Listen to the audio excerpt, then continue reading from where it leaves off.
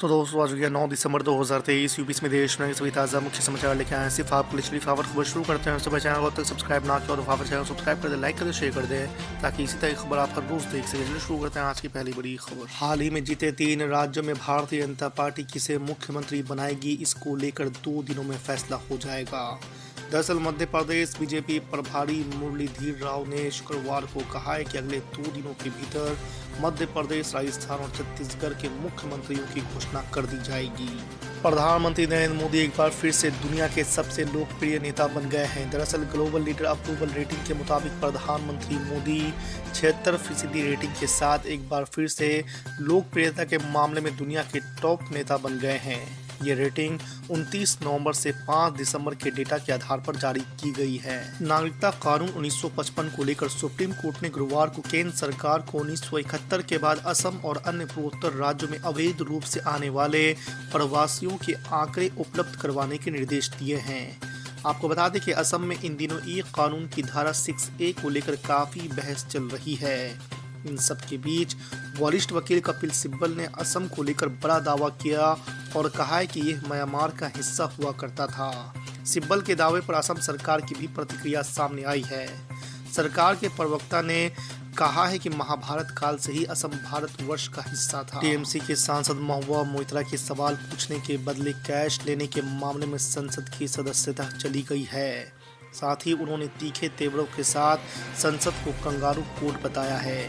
लोकसभा सदस्य के रूप में अपने निष्कासन पर महुआ मोइत्रा ने कहा कि अगर इससे मोदी सरकार ने सोचा कि मुझे चुप कराकर वे अडानी मुद्दे को ख़त्म कर देंगे, तो मैं आपको ये बता दूं कि इस कंगारू कोर्ट ने पूरे भारत को केवल ये दिखाया है कि आपने जो जल्दबाजी और उचित प्रक्रिया का दुरुपयोग किया है वो दर्शाता है कि अडानी आपके लिए कितना महत्वपूर्ण है।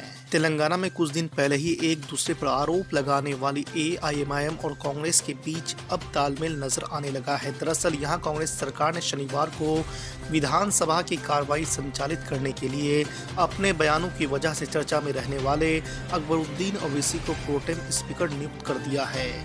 नवनिर्वाचित विधायक शनिवार को उनके सामने शपथ लेंगे। हालांकि अकबरुद्दीन ओवैसी को प्रोटेम स्पीकर बनाने को लेकर विवाद शुरू हो गया है। भाजपा विधायक T राजा का कहना है कि वो अकबरुद्दीन ओवैसी के सामने शपथ नहीं लेंगे। बिहार के पूर्व डिप्टी CM और भाजपा सांसद सुशील कुमार मोदी ने RJD सुप्रीमो लालू प्रसाद यादव पर पलटवार किया है। लालू यादव पर तंज कसते हुए उन्होंने कहा है कि जो ना अपनी बेटी को जिता पाए, ना अपनी पार्टी को 0 पर आउट होने से बचा पाए, उसमें दम ही नहीं है। बीजेपी नेता ने कहा कि लालू यादव तिरुपति बालाजी जाए या फिर मजार पर चादर चढ़ाए, कोई फर्क नहीं पड़ने वाला है। JDU के राष्ट्रीय महासचिव और पूर्व राज्यसभा सांसद गुलाम रसूल बलियावी ने कहा है कि जाति गणना रिपोर्ट के आधार पर बिहार में मुस्लिमों की आबादी लगभग 18% है। अगर 3% आबादी वाला नेता सरकार चला सकता है और 14% आबादी वाले समुदाय के एक डिप्टी CM और 9 मंत्री हो सकते हैं, तो मुसलमानों को भी संख्या के आधार पर राजनीतिक प्रतिनिधित्व मिलना चाहिए। तेलंगाना को नया मुख्यमंत्री मिल गया है। हाल ही में आए चुनावी नतीजों में कांग्रेस को बहुमत मिलने के बाद रेवंत रेड्डी ने गुरुवार को हैदराबाद में मुख्यमंत्री पद की शपथ ली है। इस दौरान कांग्रेस अध्यक्ष मल्लिकार्जुन खड़गे समेत पूरा गांधी परिवार भी मौजूद था। कतर में मौत की सजा पाए 8 पूर्व नौसेना के अफसरों से भारतीय राजनयिक ने मुलाकात की है। भारतीय राजनयिक ने इन लोगों से मुलाकात की है और उनके केस के बारे में जानकारी भी ली है। खबर है कि प्रधानमंत्री नरेंद्र मोदी की दुबई में UN क्लाइमेट समिट के इतर कतर के अमीर शेख तमीम बिन हमाद अल थानी से मुलाकात हुई थी। इस दौरान PM मोदी ने कतर के शासक से मांग की थी कि भारतीय कैदियों से राजनयिकों को मिलने की परमिशन दी जाए। हिंदुत्व विचारक विनायक दामोदर सावरकर की तस्वीर एक बार फिर से सुर्खियों में है। दरअसल कर्नाटक के मंत्री प्रियांक खड़गे ने कहा है कि सावरकर की तस्वीर राज्य विधानसभा के अंदर नहीं होनी चाहिए। खड़गे ने संवाददाताओं से कहा है कि जिस किसी की विचारधारा नफरत भड़काती है और विभाजन पैदा करती है, उसे विधानसभा में नहीं होना चाहिए। अगर भाजपा को यह समस्याग्रस्त लगता है तो यह उनका मुद्दा है।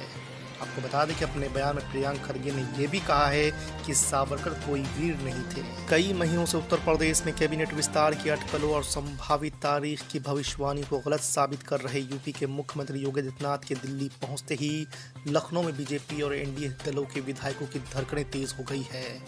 दरअसल दिल्ली में योगी आदित्यनाथ ने प्रधानमंत्री नरेंद्र मोदी, बीजेपी अध्यक्ष जेपी नड्डा समेत कई बड़े नेताओं से मिले तो लखनऊ में मंत्री बनने की उम्मीद में दिन गिन रहे नेताओं की उम्मीद फिर से जाग गई है। असदुद्दीन ओवैसी की पार्टी AIMIM के बिहार प्रदेश अध्यक्ष सामोड़ विधायक अख्तुल ईमान को सोशल मीडिया पर पोस्ट कर जान से मारने की धमकी दी गई है।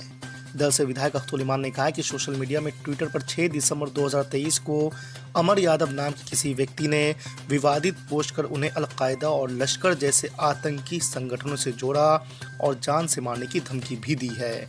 उन्होंने विवादित पोस्ट को लेकर किशनगंज और पूर्णिया SP से आरोपी की पहचान कर उचित कार्रवाई की मांग की है। बिहार बीजेपी अध्यक्ष सम्राट चौधरी ने एक बार फिर से RJD प्रमुख लालू प्रसाद यादव और मुख्यमंत्री नीतीश कुमार पर जोरदार हमला बोला है। उन्होंने कहा है कि बिहार की जनता ने बता दिया कि वो नीतीश कुमार और लालू यादव से दूर हो चुके हैं। सम्राट चौधरी ने दावा करते हुए कहा कि नरेंद्र मोदी की गारंटी पर बिहार के लोगों को भरोसा है। कांग्रेस सांसद से जुड़े ठिकानों पर छापेमारी, करीब 150 करोड़ रुपए मिला कैश, गिनते गिनते मशीन भी खराब। जी आपको बता दें कि कांग्रेस के राज्यसभा सांसद धीरज साहू के रांची, लोहरदगा और उड़ीसा स्थित ठिकानों पर आयकर विभाग की छापेमारी लगातार दूसरे दिन गुरुवार को भी जारी रही। न्यूज एजेंसियों के मुताबिक दबिश के दौरान करीब 100 से 150 करोड़ के बीच नकदी मिली है। कांग्रेस ने बुधवार को केंद्रीय गृह मंत्री अमित शाह की पूर्व प्रधानमंत्री जवाहरलाल नेहरू पर की गई टिप्पणी को लेकर निशाना साधा है। अमित शाह ने संसद में कहा था कि जवाहरलाल नेहरू की भूल के कारण पाकिस्तान के कब्जे वाला कश्मीर अस्तित्व में आया। कांग्रेस ने अमित शाह की टिप्पणी को गलत बताया है। अमित शाह ने दावा किया है कि नेहरू ने तब युद्ध विराम की घोषणा करने का फैसला किया जब भारतीय सेना जीत रही थी। नेहरू के समय में जो ब्लंडर हुआ था, इसके कारण कश्मीर को भुगतना पड़ा। भारतीय जनता पार्टी के खिलाफ तैयार इंडिया गठबंधन की बैठक में हो रही देरी पर नीतीश कुमार ने सवाल उठाया है। पटना में एक कार्यक्रम के बाद मीडिया को संबोधित करते हुए उन्होंने कहा कि मैं चाहता हूं कि काम आगे बढ़े। उन्होंने कहा है कि खबरों में कहा जा रहा था कि बैठक में शामिल नहीं होने वाला हूं। मैं बुखार से पीड़ित था। साथ ही उन्होंने ये भी कहा कि ये संभव ही नहीं है कि मैं बैठक में ना जाऊं। भाजपा सांसद निशिकांत दुबे ने बुधवार को संसद में कहा कि राजस्थान और छत्तीसगढ़ के विधानसभा चुनाव में कांग्रेस की हार के बाद अब पार्टी के पास कोई भी पिछड़ा वर्ग का मुख्यमंत्री नहीं बचा है। राजस्थान में अशोक गहलोत और छत्तीसगढ़ में भूपेश बघेल मुख्यमंत्री थे। दोनों ही जगह कांग्रेस की बुरी हार हुई है। निशिकांत दुबे ने यह भी कहा कि दिवंगत प्रधानमंत्री और कांग्रेस नेता राजीव गांधी ने 1990 के दशक में OBC आरक्षण का विरोध किया था, इसलिए कांग्रेस को पिछड़े वर्गों का समर्थन करने का दावा नहीं करना चाहिए। लोकसभा में जम्मू कश्मीर पुनर्गठन संशोधन विधेयक और आरक्षण संशोधन विधेयक पास हो गया है। केंद्रीय गृह मंत्री अमित शाह ने इसे पेश किया था। उन्होंने इस पर भाषण देते हुए बताया कि इन विधेयकों को मंजूरी मिलने से जम्मू कश्मीर की विधानसभा में विस्थापित कश्मीरी पंडितों को आरक्षण मिलेगा।